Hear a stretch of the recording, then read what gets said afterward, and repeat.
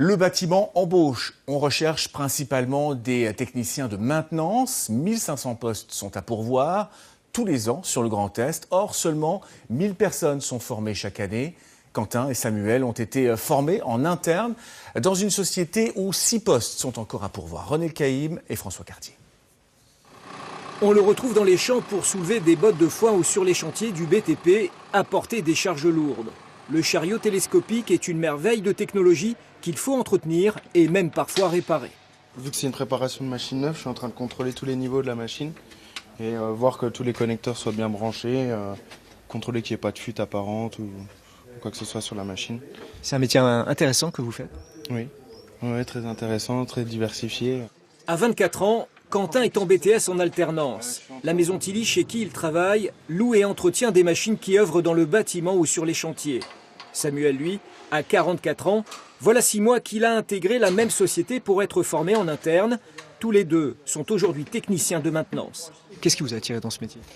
La diversité, on passe de tout, on fait de l'entretien, on fait de la recherche de panne, on fait plein de choses différentes par rapport à d'autres métiers.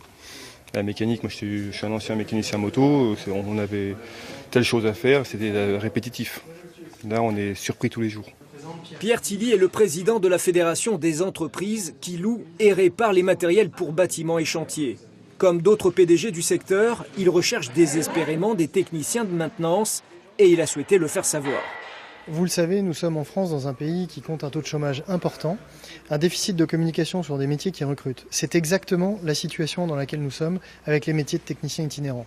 1500 postes à pourvoir immédiatement pour des jeunes qui peuvent être embauchés en CDI, suivre des formations diplômantes, atteindre des niveaux de rémunération qui sont plutôt intéressants. On parle de 25, 30, 35 000 euros sur des emplois qui sont non délocalisables.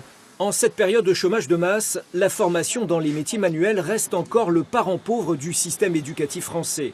La société Tilly, elle, est prête à former et à recruter immédiatement 6 personnes dans la maintenance.